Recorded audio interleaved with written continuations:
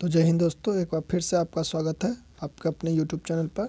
आज हम देखने वाले हैं कि अक्षांशीय विस्तार, जो कि भारत का अक्षांशीय विस्तार, ये घटना चक्र का ज्योग्राफी का मैं डेली कंटेंट अपलोड करवा रहा हूँ। आज सेकंड है जो कि अक्षांशीय विस्तार के बारे में, भारत के बारे में जानेंगे।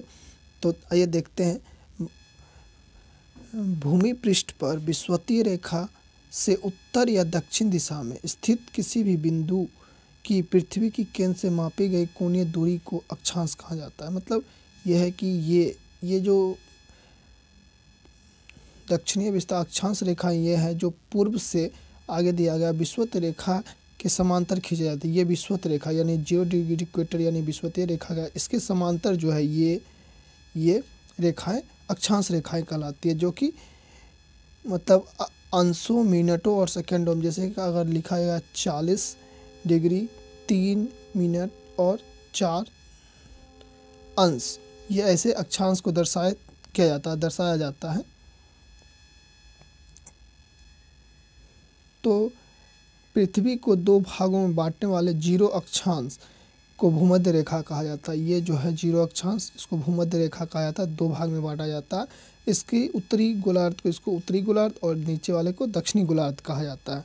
ये अक्षांश रेखाएं दक्षिणी अक्षांश रेखाएं कही जाती है। आइए एक इसमें पिक्चर भी दिया हुआ है। पिक्चर जो है यहाँ पर दिया गया है कि आपको जिस प्रकार ये जीरो भूमध्य रेखा दिया हो गया है और इसके ऊपर उत्तरी गोलार्ध, नीचे दक्षिणी गोलार्ध, दक्षिणी अक्षांश रेखाएं और उत्तरी अक्षांश रेखा, ये सब जो रेखाएं खींची गई है। एक और पिक्चर क्लियर दिया गया है।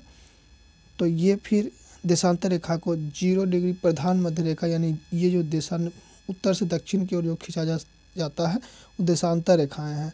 और 0 डिग्री देशांतर को प्रधान याम्योत्तर यानी GMT भी इसको कहते हैं, ठीक है। और जो कि खींचा जाता है और इसको पूर्व ईस्ट साइड ईस्ट होता है दोस्तों, और इधर वेस्ट, इसीलिए पूर्वी देशांतर रेखा है और ये पश्चिमी देशांतर रेखाएं हैं। आगे देखते हैं इससे जुड़ी क्या पॉइंट दिया गया है। यदि अक्षांश रेखाओं को 1 डिग्री के अंतराल पर खींचा जाए, अक्षांश रेखाओं को 1 डिग्री के अंतराल पर खींचा जाए तो 89 अक्षांश रेखाएं और इसी प्रकार विषुवतीय वृत्त को लेकर अक्षांश रेखाओं की कुल संख्या ऐसे अगर 1 डिग्री के अंतर पर खींचा जाए तो 89, यानी कुल मिलाकर 179 यानी 179 प्लस 1 यानी भूमध्य रेखाओं को भी जोड़ दिया जाए तो 180 अक्षांश रेखाओं की संख्या होती है। दो समांतर अक्षांशों के मध्य की दूरी, यानी कि ये अगर दो अक्षांशों के मध्य की दूरी अगर बोला जाए,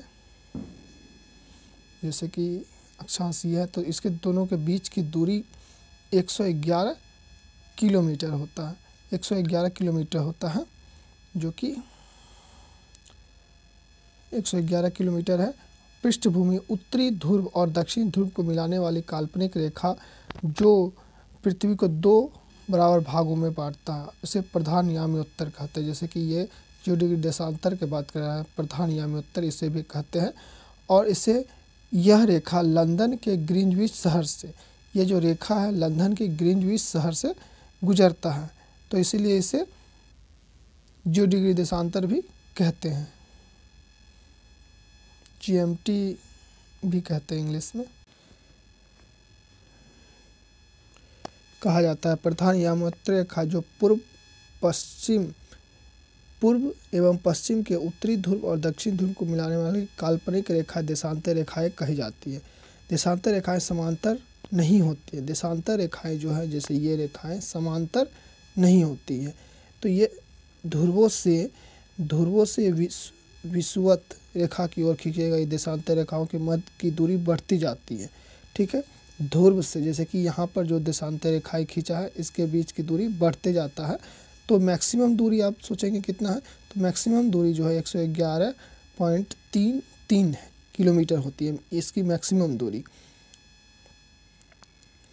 और भारत पूर्णतः उत्तरी गोलार्ध में स्थित है। भारत का जो है उत्तरी गोलार्ध के पूर्वी क्षेत्र, यहाँ भारत हमारा स्थित है।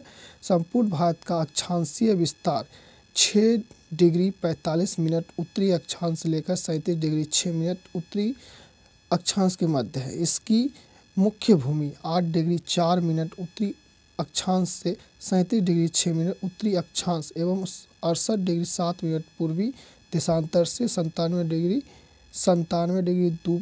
25 मिनट पूर्वी देशांतर के मध्य फैली हुई है। ये जो डाटा बेस्ड है ये थोड़ा कंफ्यूजिंग है दोस्तों, आप अच्छी तरह याद रखेंगे।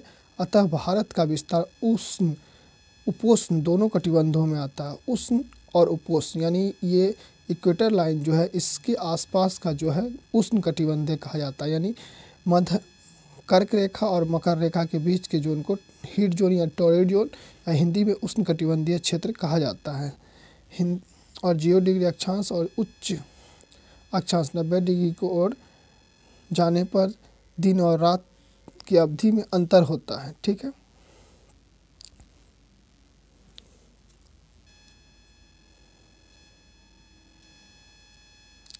आइए देखते हैं इससे जुड़ी क्वेश्चन भी, कितना क्वेश्चन पूछा गया है इससे जुड़ा। पहला है कि भारत विस्तृत है, मतलब ये जो क्वेश्चन पूछा गया था आप देख ही होंगे 37 डिग्री 6 मिनट के आसपास था। यहाँ 37 डिग्री में एक भी मैच नहीं किया, 8 डिग्री 6 मिनट यहाँ सेकेंड में कुछ भी नहीं था। तो इसका आंसर इसमें डी दे रहा, उपयुक्त में से कोई नहीं है। वो जो डाटा क्वेश्चन है वो आपको कन्फर्म मिले। ये देखिए ये क्वेश्चन 39वीं बीपीएससी प्री में पूछा गया है। दूसरा क्वेश्चन देखते हैं, सिक्किम से गुजरने वाला, ये थोड़ा कन्फ्यूजिंग क्वेश्चन है। सिक्किम से गुजरने वाला अक्षांश निम्नलिखित में से किस से भी होकर जाता है। मतलब सिक्किम से जो है, मतलब सिक्किम जो स्टेट है, ठीक है, सिक्किम अगर कुछ यहाँ है तो इससे जो अक्षांश गुजरता है वो किस राज्य से होकर वही अक्षांश जाता है। तो इस क्वेश्चन में आई थिंक मैप दे के समझाता तो कुछ अच्छा से समझ में आता। तो ये है आंसर इसका, राजस्थान दे रहा है, क्योंकि आप जब अगर इंडिया का मैप देखेंगे तो वो सिक्किम का जो अक्षांश से जा रहा है इस तरह वो राजस्थान से होकर जाता है। हिमाचल प्रदेश से उसके कुछ ऊपर हो जाता है, जम्मू कश्मीर कुछ, मतलब जम्मू कश्मीर तो पूरा उत्तरी साइड में है, ये बहुत ही ऊपर हो जाएगा। और पंजाब थोड़ा सा ऊपर हो जाता है, यानी उस अक्षांश रेखा से थोड़ा ऊपर हो जाता है पंजाब।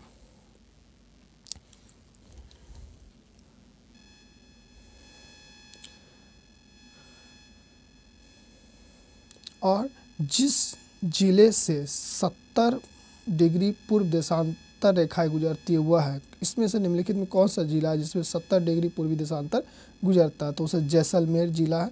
जैसलमेर कहाँ है? जैसलमेर है राजस्थान में। ठीक है, ये जैसलमेर राजस्थान। और ये देख लीजिए RAS राजस्थान का जो क्वेश्चन भी है, RAS RTIS प्री 2010 का ये क्वेश्चन पूछा गया है।